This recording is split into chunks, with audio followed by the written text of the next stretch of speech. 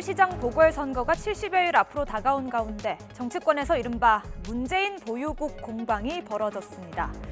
출마를 결심한 박영선 전 중소벤처기업부 장관이 어제 자신의 SNS를 통해 문재인 대통령의 생일을 축하하며 대한민국은 문재인 보유국이라고 언급했는데요. 민주당 경선에서 박 전 장관과 맞붙을 우상호 의원도 든든한 대통령이라며 생일 축하 메시지를 전했습니다. 그러자 국민의힘 오세훈 전 서울시장과 나경원 전 의원이 용비 어천가에 빗대 문비 어천가라며 발끈하고 나섰습니다. 이에 대해 박 전 장관은 대한민국은 국민 한 명 한 명, 또 손흥민, BTS 보유국이라고 되받아치기도 했는데요. 이렇게 대통령을 향한 용비 어천가 논란 정권 때마다 반복돼 왔는데요. 지난 2012년 황우여 당시 새누리당 대표는 대선 후보로 선출된 박근혜 전 대통령을 빅토리아, 엘리자베스 1세 등 영국 여왕들에 빗대 박비 어천가라는 지적을 받기도 했습니다.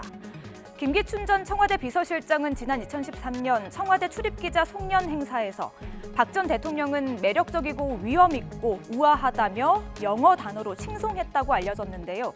지난 2016년 국정농단 관련 국회 청문회에서 여전히 그렇게 생각하느냐는 질문을 받고 당시에는 그렇게 생각했다며 당황한 모습을 보이기도 했습니다. 직접 보실까요? 아직도 정의는 13년 청와대 출입기자 송년회에서 우리 대통령은 매력적이고 차밍하고 위험하고 디그니티하고 엘리강스, 우아하다. 여전히 그렇게 생각합니까? 대답하세요. 그 당시에는 그렇게 생각했습니다. 지금은 그렇지 않다는 말씀입니까? 뭐라고 드릴 말씀이 없습니다.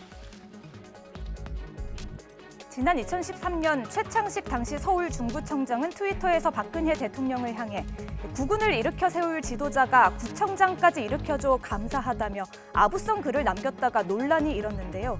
그런데 이 계정이 박 전 대통령의 이른바 짝퉁 계정인 것으로 알려져 더 망신을 샀죠. 이명박 정부 시절 역시 마찬가지였습니다.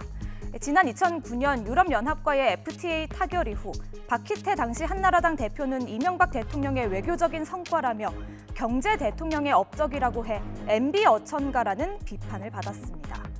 2008년에도 4대강 사업과 관련해 대통령의 신화적인 돌파력에 국민은 존경심을 가지고 있다고 말해 논란이 일었는데요. 과한 찬양이나 아부의 상징으로 여겨지는 용비 어천가.